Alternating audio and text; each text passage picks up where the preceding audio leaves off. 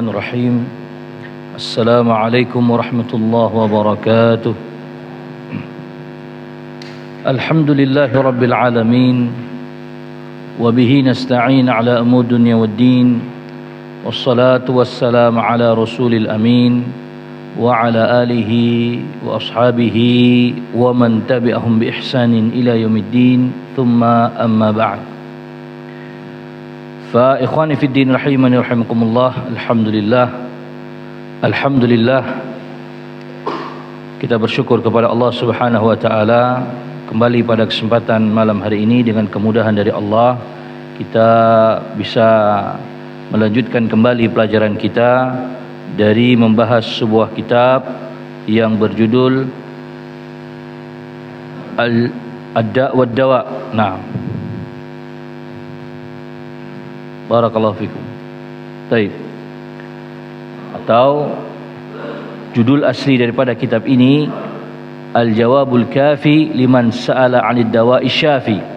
Nah, yang intinya barakallahu fikum menjelaskan kepada kita solusi demi solusi berkaitan tentang sebuah penyakit atau berbagai macam penyakit, dan khususnya berbagai macam penyakit itu bisa bersumber dari hati.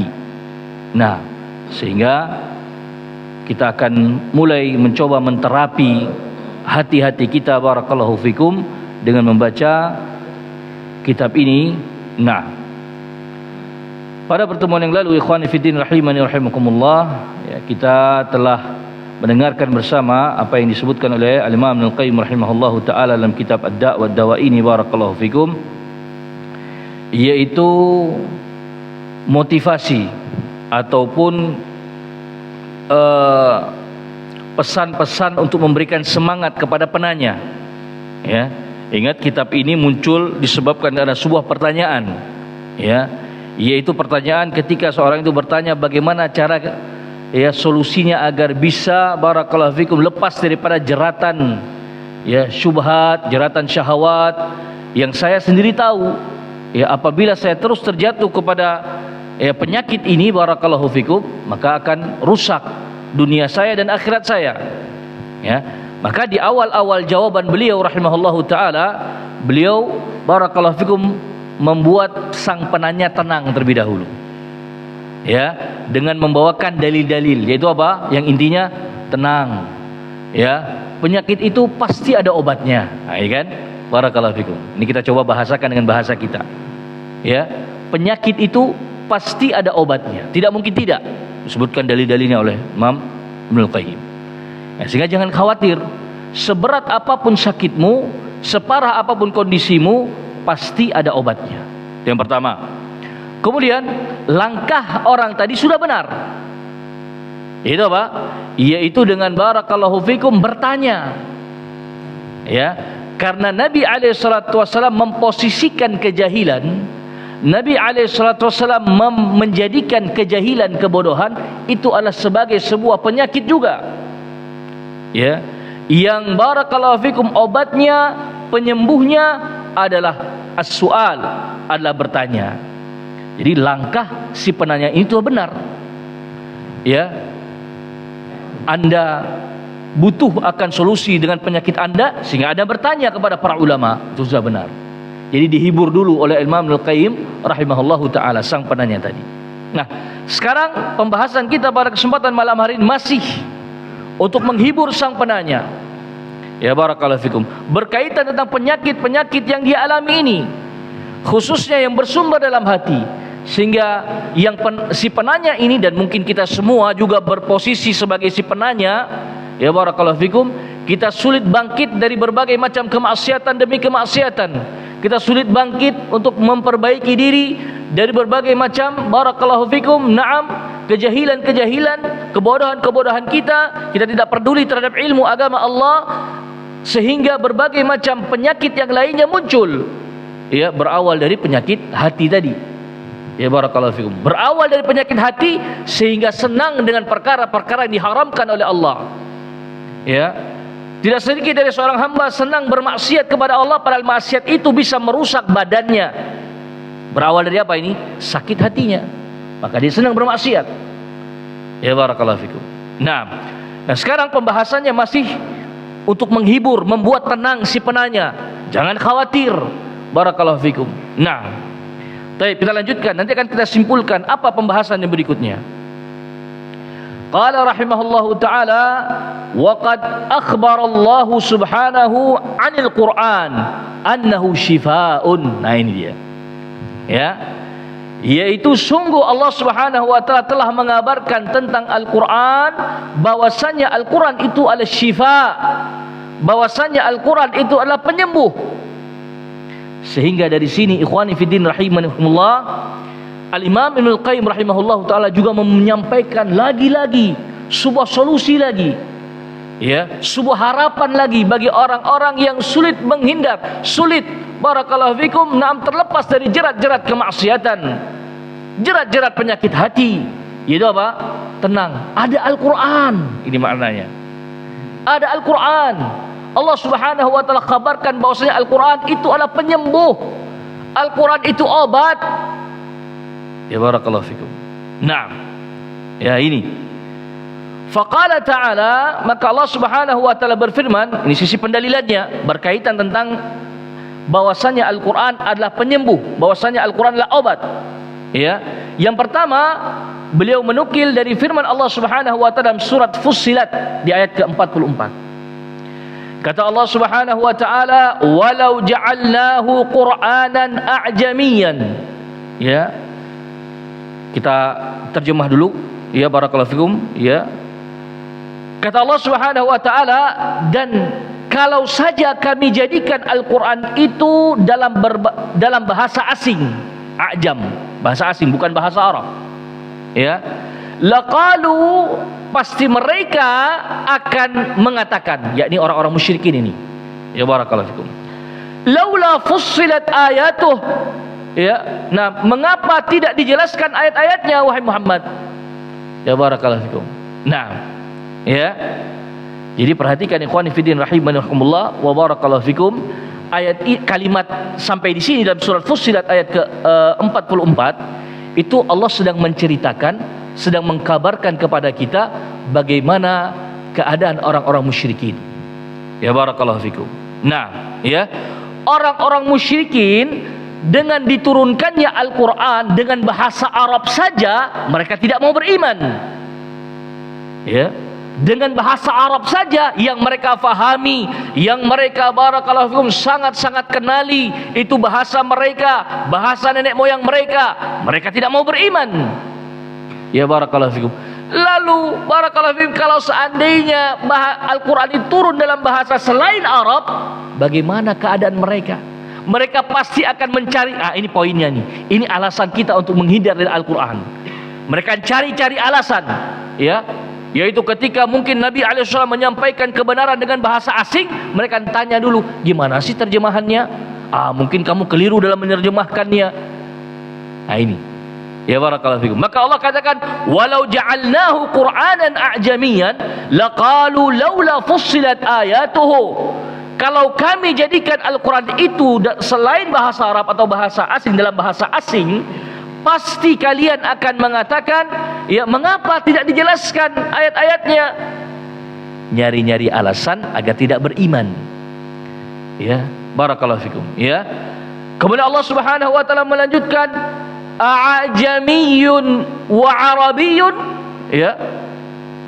Kata Allah Subhanahu wa taala, apakah pantas, apakah patut Al-Quran itu dalam bahasa asing sementara Rasulnya adalah orang Arab? Ya barakallahu fikum. Nah, ya, jadi Nabi SAW ingin mengingatkan kepada mereka, ya, ini bukan hal yang asing.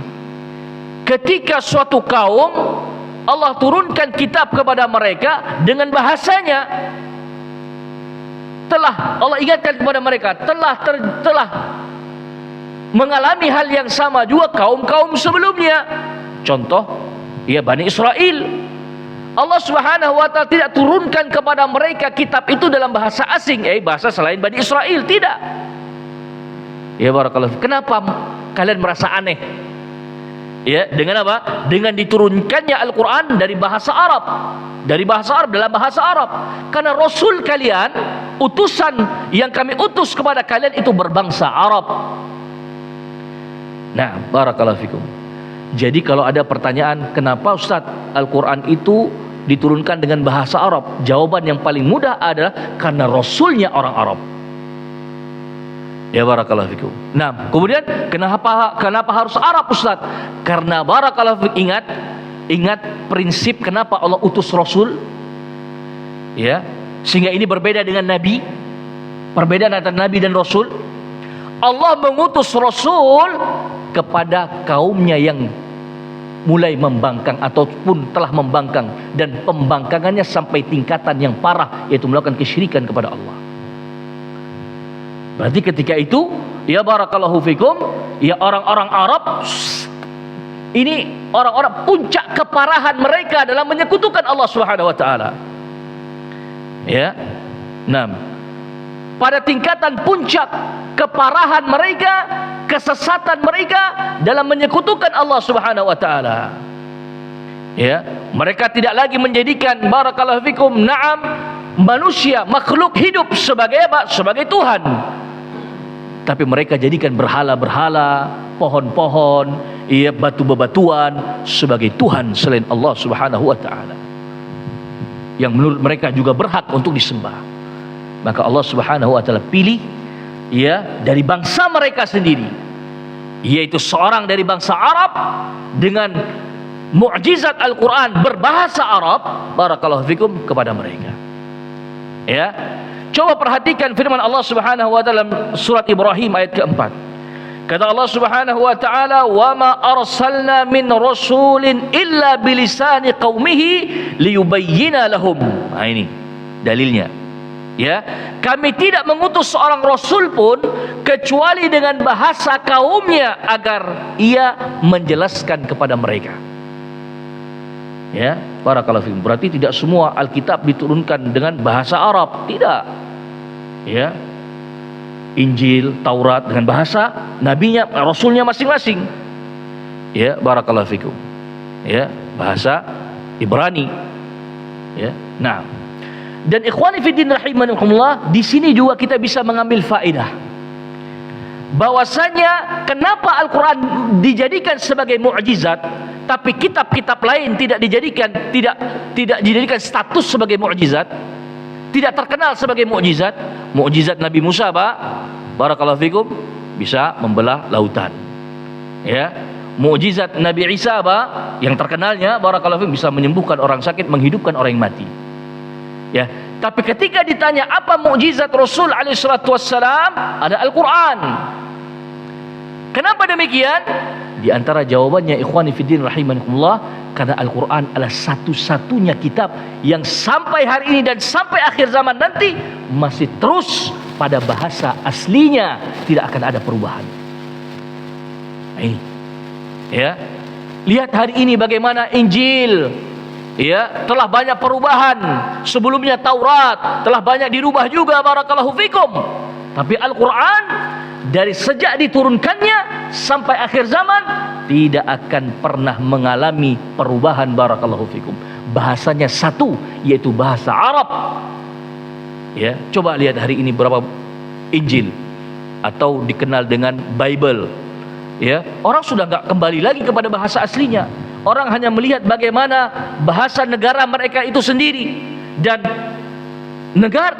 tiap-tiap negara mereka menafsirkan dengan pikiran-pikiran, ya, para pendeta-pendetanya, para uskup-uskupnya. Ya, barakallahu fikum. Walaupun sempat di briefing dulu dalam konsili muktamar. Ya, barakallahu fikum. Nah, ya, sebagai contoh, kami pernah membahas barakallahu fikum istilah anak Allah. Ya, barakallahu fikum. Lihat bagaimana perubahan terjadi, barakallahu fikum, antara istilah anak Allah ini dari orang Yahudi, dari agama Yahudi sampai ke agama Nasrani. Ya, di agama Yahudi istilah anak Allah itu memang sudah masyhur. Tapi menurut mereka, anak Allah di sini maksudnya nisbat, gelar bagi orang-orang saleh, bagi para nabi, bagi para raja yang membawa perdamaian. Ya barakallahu fikum. Nah, ya, maka mereka menyebutkan ini anak-anak Tuhan ini. Ya barakallahu fikum. Lihatlah bagaimana pergeseran makna sampai ke zaman orang-orang Nasrani. Ya, mereka memaknai istilah anak Allah, anak Allah Subhanahu wa taala dengan sifat ketuhanan. Ya, yang dimaksud anak Allah adalah Tuhan itu sendiri. Lihat, ya barakallahu fikum. Bagaimana mengerikan pergeseran makna ini barakallahu fikum. Dari kebid'ahan, di bid'ah ini ya orang Yahudi mengistilahkan anak Allah, tidak ada, Musa nggak pernah mengajarkan demikian. Ini bid'ah berarti perkara baru yang diada-adakan. Berawal dari perkara baru yang diada-adakan, akhirnya membuka pintu kesyirikan di zaman orang-orang Nasrani. Berarti hati-hati dengan kebid'ahan. Ya, pelajarannya, bid'ah adalah pintu utama masuk ke dalam ranah kesyirikan. Baik. Kemudian kita lanjutkan, ikhwani fiddin rahimani wa rahimakumullah. Qul, Allah perintahkan masih dalam surah Fussilat ayat ke-44. Qul, katakanlah wahai Muhammad, huwa lilladzina amanu hudaw wa shifa. Ini syahidnya. Ya.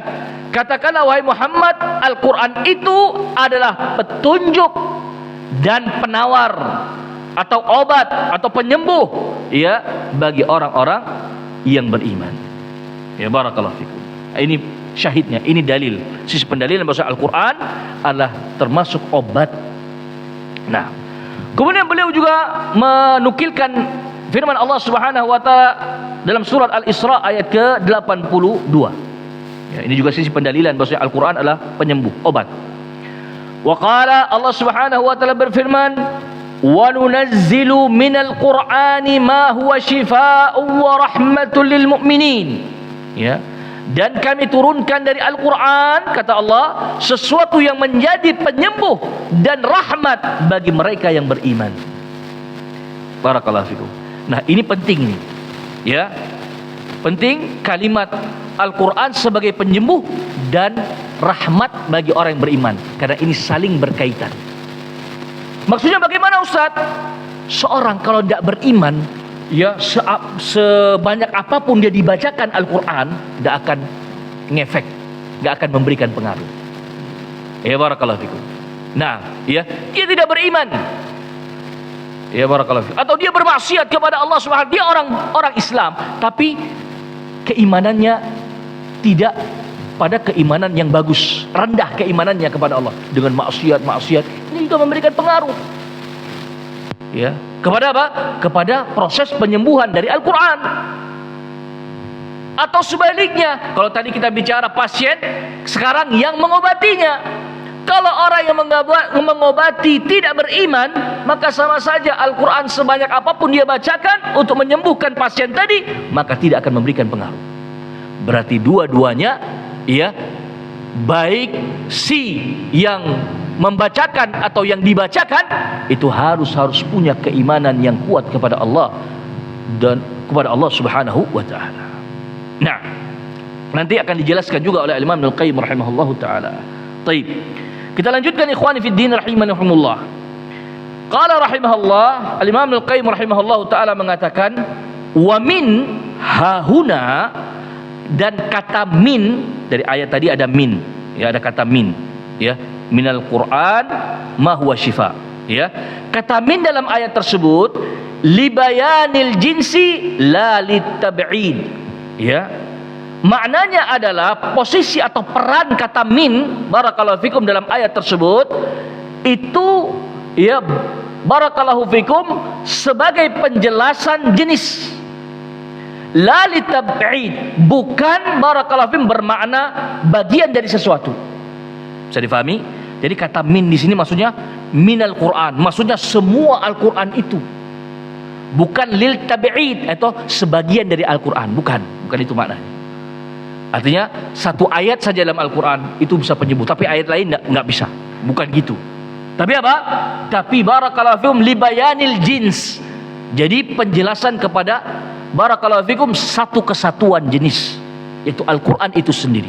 Dari suratul Fatihah sampai surat An-Nas semuanya bisa menyembuhkan barakallahu fikum dengan syarat apa? Punya keimanan. Ya, barakallahu fikum. Naam. Kemudian ikhwani fiddin rahimani rahimakumullah. Ya, beliau melanjutkan, fa innal qur'ana kullahu shifaa'un wa rahmatun lil mu'minin. Nah ini. Karena Al-Qur'an seluruhnya, nah ini kan, shifaa'un, yaitu penyembuh, ya barakallahu fikum, wa rahmatun, dan rahmat lil mu'minin, bagi orang-orang yang beriman. Kama qala fil ayatil mutaqaddimati, ya sebagaimana Allah Subhanahu wa taala tegaskan pada ayat sebelumnya, yaitu surat Fussilat ayat ke-44. Fa huwa syifaa'un lil qulub, maka Al-Qur'an itu adalah penyembuh bagi hati-hati manusia, min da'il jahli, dari penyakit kebodohan, wasyakki, penyakit keraguan, waraibi, dan penyakit kebimbangan. Semua bisa disembuhkan dengan Al-Quran.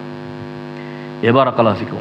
Nah, ini ikhwani fiddin rahimani rahimakumullah, kejahilan, keraguan, dan kebimbangan, ya barakallahu fikum, di antara teknis penyembuhannya bagaimana?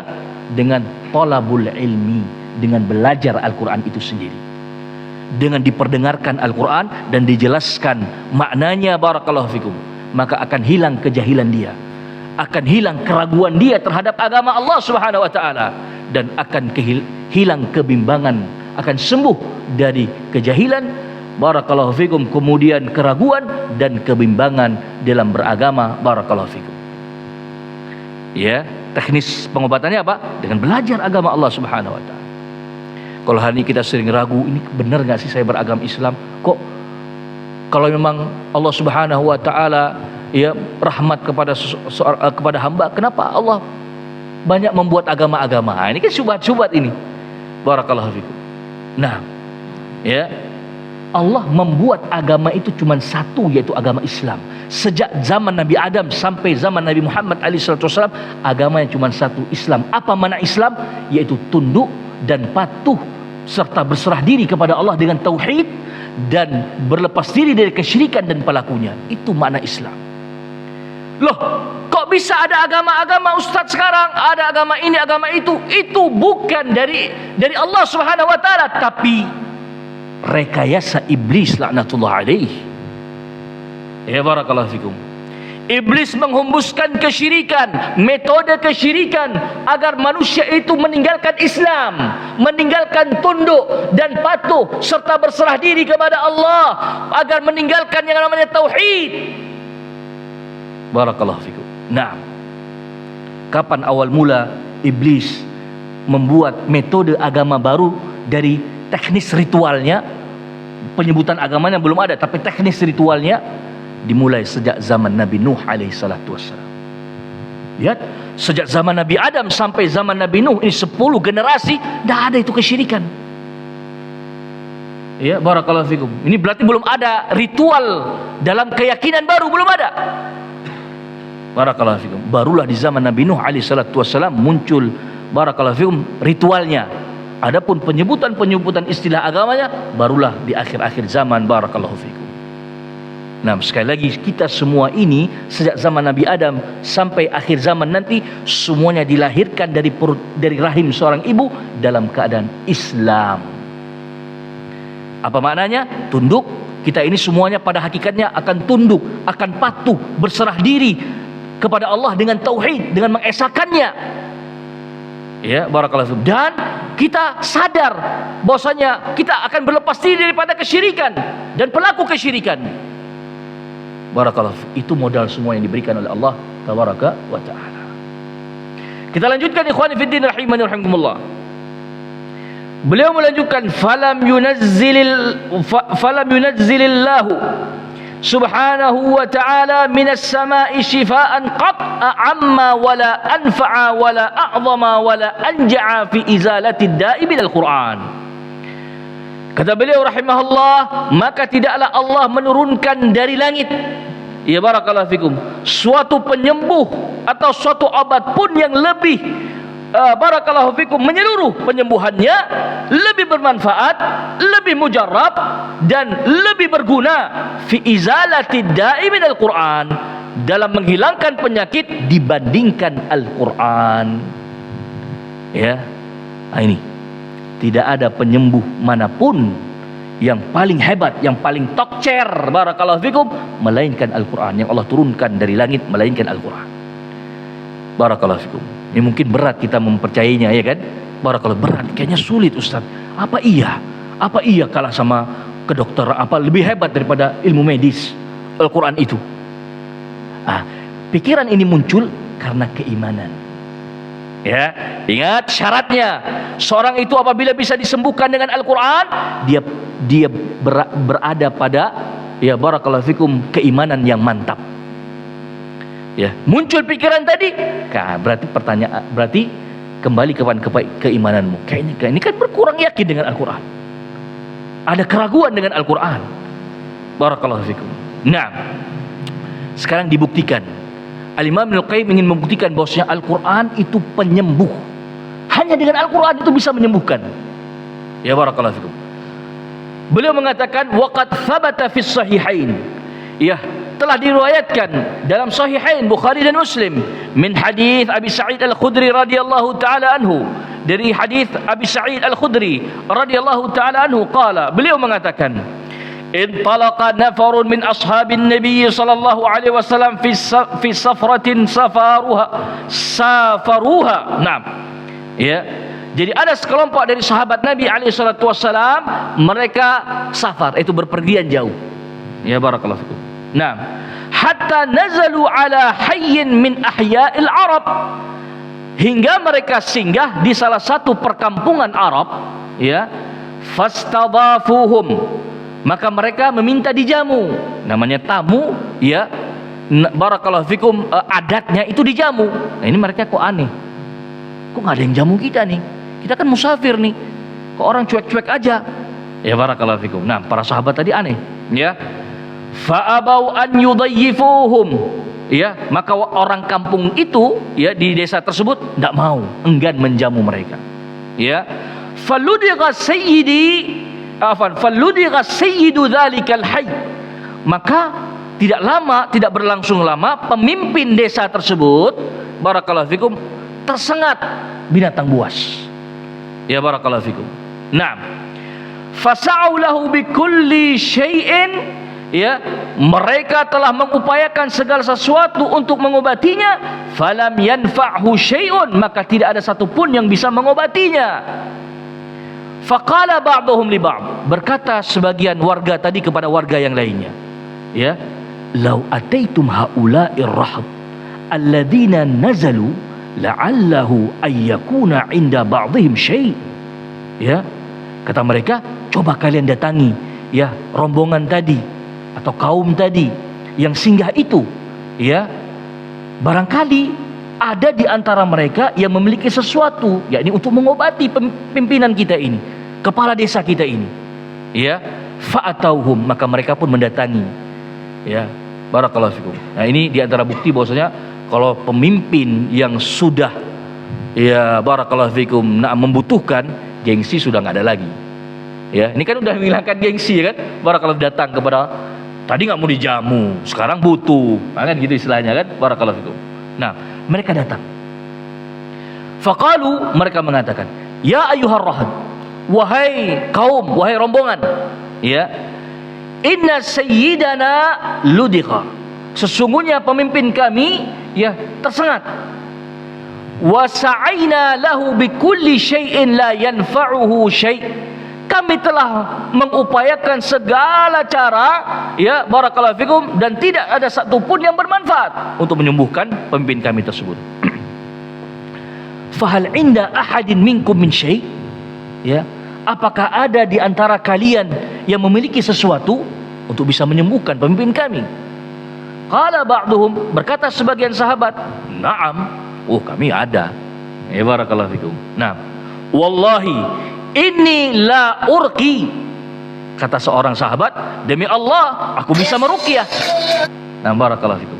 Nah, terus beliau mengatakan, walakin, akan tetapi, wallahi, demi Allah, laqad istadhafnakum falam tudayyifuna, sungguh kami telah meminta kalian tadi untuk menjamu kami, tapi kalian enggak mau menjamu kami, kalian enggan menjamu kami. Ya, Barakallahu fikum. Naam. Fama ana biraqin hatta taj'alu li ju'la. Maka saya tidak mau meruqyah sampai kalian memberikan upah. Nah, ini tantang. Barakallahu fikum. Ya, saya nggak mau meruqyah kalau diberi upah. Tadi kalian nggak mau menjamu kita. Berarti saya butuh saya butuh berbekal ini, karena saya mampir ini untuk menambah bekal melanjutkan perjalanan. Berarti saya minta upah dari kalian. Barakallahu fikum. Nah, ini juga sisi pendalilan bahwasanya boleh meminta upah ketika meruqyah. Ya, ini dalilnya.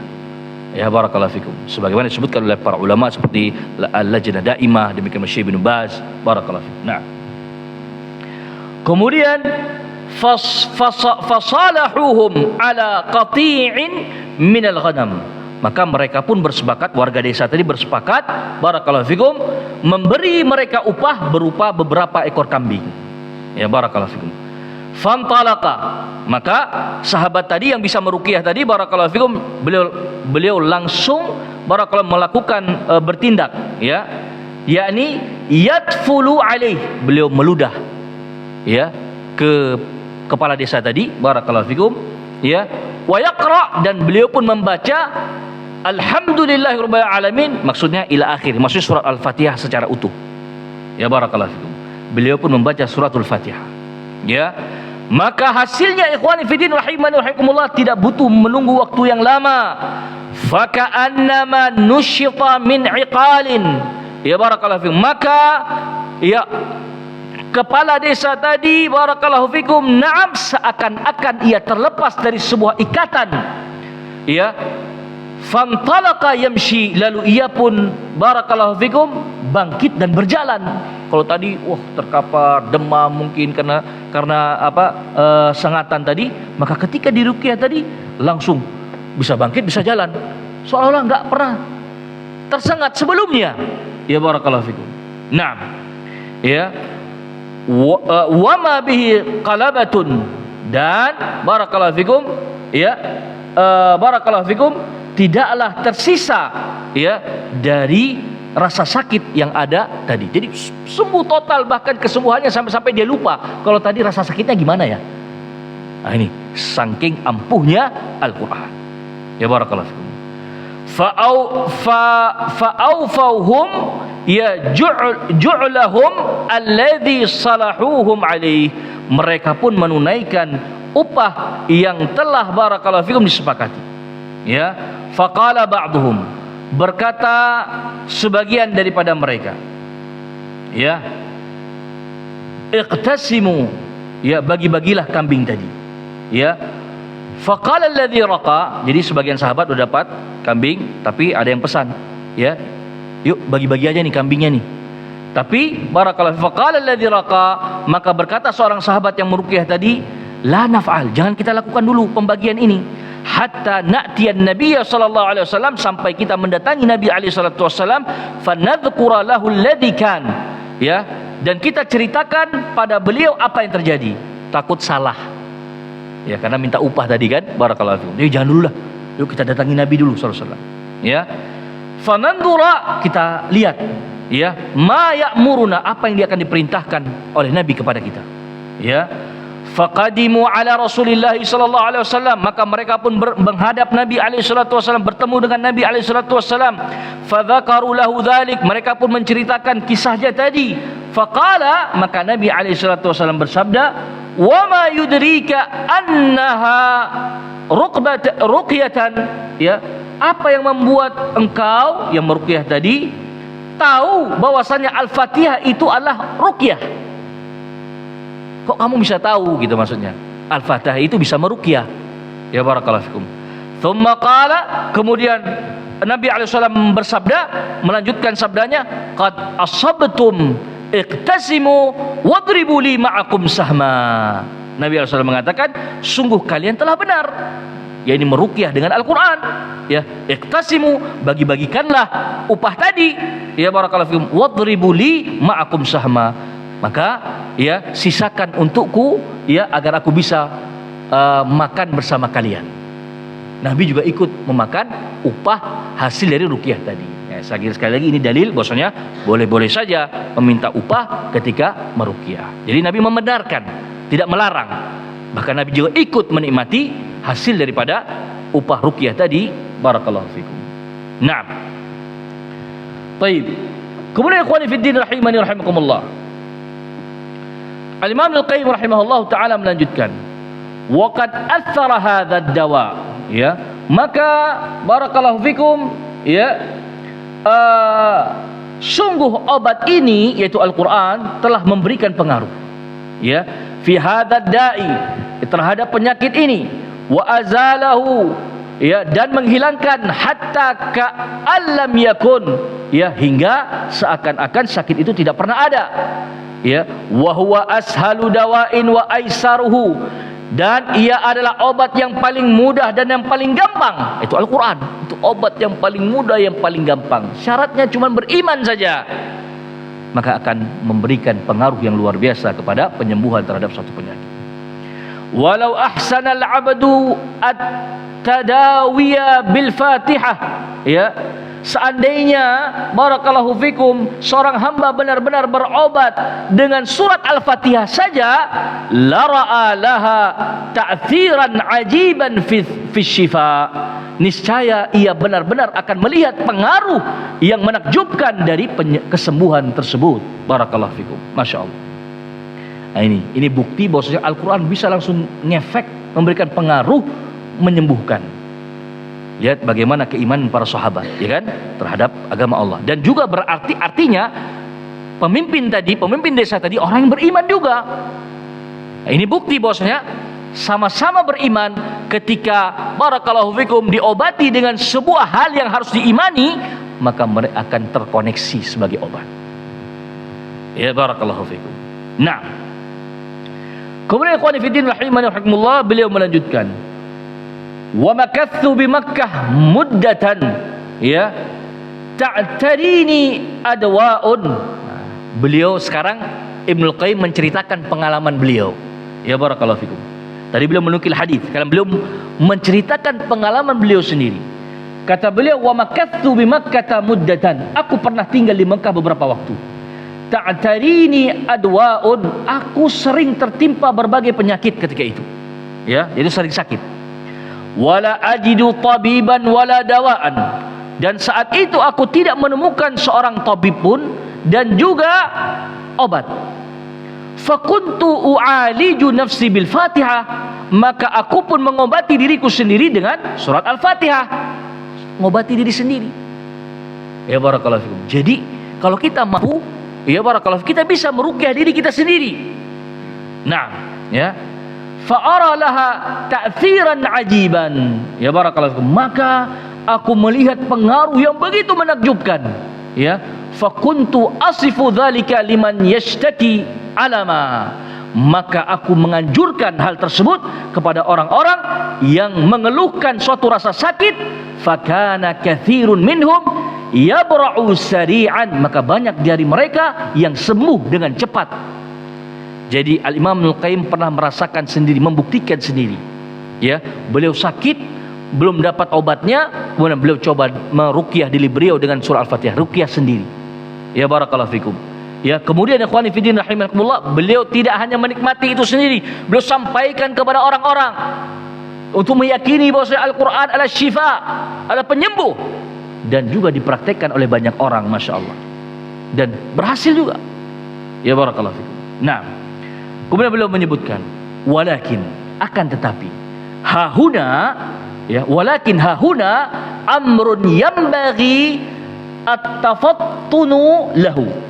Namun di sini, ya, barakallahu fikum, ada perkara yang perlu benar-benar diperhatikan. Nah, ini, ya, wahwa, yaitu annal azkara, ya, bahwasanya zikir-zikir, wal ayat, dan ayat-ayat dalam Al-Quran, wa ad'iyata, dan doa-doa, allati yustashfa biha wa yurqa biha, yang dijadikan sarana untuk, ya, mencari kesembuhan, ya, dan juga dengan ruqyah. Ya, jadi ini catatan penting dari Al-Imam Ibnu Qayyim, ya, bahwa akan tetapi harus diperhatikan di sini, ya, zikir-zikir, kemudian ayat-ayat dalam Al-Quran, kemudian doa-doa kita barakallahu fikum untuk menyembuhkan kita, hiya fi nafsiha nafi'atun syafiyatun, ya, pada hakikatnya ya barakallahu fikum bisa menyembuhkan dan memberi manfaat. Walakin, akan tetapi, ya, tastad'i qabulal mahal, ya, akan tetapi semua itu harus ya diiringi barakallahu fikum wa quwwata himmatil fa'il, ya, diiringi keyakinan dari orang yang melakukannya, ya, wa ta'thirahu, barulah zikir-zikir tadi, ayat-ayat tadi, doa-doa tadi memberikan pengaruh. Ini catatan penting, harus diyakini, bukan cuma qomat kamit saja tanpa faham ini apa yang dibaca, tanpa mengerti ini apa yang dimaksudkan, tanpa mengimani apa yang dibaca, bukan. Ya barakallahu fikum. Sehingga terkadang kita sering bertanya, kok saya sudah ruqyah kok nggak sembuh-sembuh. Berarti masalahnya bukan ruqyahnya, bukan ayat yang kau baca, tapi keimananmu terhadap ayat-ayat tadi. Ya, itu masalah, keyakinanmu terhadap ayat-ayat tadi. Barakallahu fikum. Nah, famata takhallafa asy-syifa'u kana li dha'fi ta'thir al-fa'il. Ya, maka apabila kesembuhan barakallahu fikum dengan tidak terwujudnya hal tersebut disebabkan oleh ya barakallahu fikum lemahnya pengaruh dari pelakunya, au li'adami qabulil mahallil munfa'il, ya, atau tidak diterimanya cara tersebut dari yang diobati. Jadi maksudnya apa? Kalau seandainya barakallahu fikum ya si pengobat dan si yang diobati atau dokter atau pasien barakallahu fikum tidak punya keyakinan itu barakallahu fikum, maka atau lemah dalam keyakinan itu, maka kesembuhan tidak akan terwujud. Au limani qawiyin fi, atau adanya penghalang yang kuat padanya, ya, yamna'u an yanja'a fihi ad-dawa, ya, yang menghalangi obat tersebut, penyembuh tersebut bekerja memberi manfaat, ya, kama yakunu dzalika fil adwiyati wal adwa'i al hissiyah. Keadaan ini mirip serupa dengan obat-obat, ya, dan penyakit-penyakit yang bersifat fisik, bersifat badan, ya. Fa inna adama ta'thiriha qad yakunu li'adami qabuli tabi'ati lidzalika ad-dawa, ya, ketidak berpengaruhnya obat tersebut bisa jadi disebabkan karena ya tabiat tubuh yang tidak bisa menerima obat tersebut. Nanti akan kita jelaskan, ya barakallahu fikum. Kita selesaikan dulu. Wa qad yakunu limani qawiyyin yamna'u min iqtidaihi atharuh, ya, dan bisa juga karena adanya penghalang, ya, yang kuat yang menghalangi efek obat tersebut. Fa inna tabi'ata idza akhadhatid dawa biqabulin tamin, sebab apabila tabiat tubuh menerima obat dengan penerimaan yang sempurna, kana intifa'u al-badani bihi bihasabin dzalikal qabul, maka manfaat yang akan diperoleh tubuh darinya yaitu barakallahu fikum na'am yakni penerimaan dari obat tersebut barakallahu fikum. Wa kadzalikal qalbu idza akhadha ar-ruqa wa ta'awidha biqabulin tam, ya, dan barakallahu fikum, ya, demikian pula hati apabila barakallahu fikum menerima ruqyah, ya, dan bacaan-bacaan tadi perlindungan sebagai perlindungan dari barakallahu fikum penerimaan yang mantap dan sempurna, ya. Wa kana lirraqi nafsun fa'alatun wa himmatun mu'athiratun, dan orang yang meruqyah memiliki jiwa yang kuat serta tekad yang mantap. Athara fi idzalatid da, ya, niscaya telah memberi efek dalam menghilangkan penyakit. Ya, ini ana baca cepat aja karena ini akan nanti yang berikutnya resep yang lain lagi. Ya barakallahu fikum. Baik, kita jelaskan sedikit barakallahu fikum. Al-Imam Al-Qayyim rahimahullahu taala memberikan garis bawah atau catatan penting. Ya barakallahu fikum. Bahwasannya obat melalui Al-Quran itu, baik pelakunya yang mengobati maupun pasiennya itu harus sama-sama yakin dulu dengan Al-Quran tersebut. Barakallahu fikum. Nah, kalau tidak yakin dan ada penghalang-penghalang lain, apa penghalang-penghalang tadi? Pertama tentu ketidakyakinan. Kedua, barakallahu fikum, na'am, yaitu terus menerus dalam kemaksiatan. Ini juga penghalang. Ya, orang tadi masih terus menerus menikmati kemaksiatan tersebut. Dia tidak pernah merasa kemaksiatan itu sebagai dosa. Ini juga penghalang. Dari apa? Dari manjurnya ruqyah tadi, karena maksiat. Ya, barakallahu fikum. Ya. Kemudian tidak menjaga tauhid kepada Allah Subhanahu wa taala. Ini juga yang paling penting. Ya, barakallahu fikum. Nah, kemudian penghalang-penghalang berikutnya adalah hatinya kerasan lalai, tidak khusyuk dan tidak tadabbur terhadap apa yang dibaca, terhadap setiap amal ibadahnya.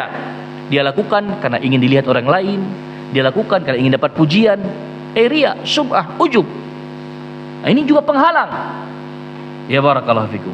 Nah, maka kalau masih ada ini pada diri, baik pelakunya, baik orang yang meruqyah ataupun orang yang diruqyah, masih ada ini, ya, kemaksiatan yang terus dilakukan, barakallahu fikum, maka tidak akan manjur. Ya, walaupun kita seorang muslim, tidak akan manjur obat itu. Nah, terkadang ada orang yang dimintai ruqyah, dia nggak mau meruqyah. Kenapa? Dia sadar diri. Ya, saya nggak berani meruqyah. Kenapa? Mungkin dia menyadari dirinya masih banyak kemaksiatan-kemaksiatan yang saya belum bisa lepas darinya. Bagaimana bisa memberikan kemanjuran? Karena ini salah satu penghalangnya. Ya, barakallahu fikum. Jadi jangan suudzon dulu kepada orang yang tidak mau meruqyah kita. Ya, barakallahu fikum. Nah, ya, ini. Nah, kemudian Al-Imam Ibnu Qayyim juga menyamakan seperti apa obat dokter, obat yang untuk badan. Ya, ini sama juga tidak akan memberikan pengaruh kalau salah resepnya, itu maknanya. Ya, barakallahu fikum. Salah diagnosa, ya, terjadi malpraktek.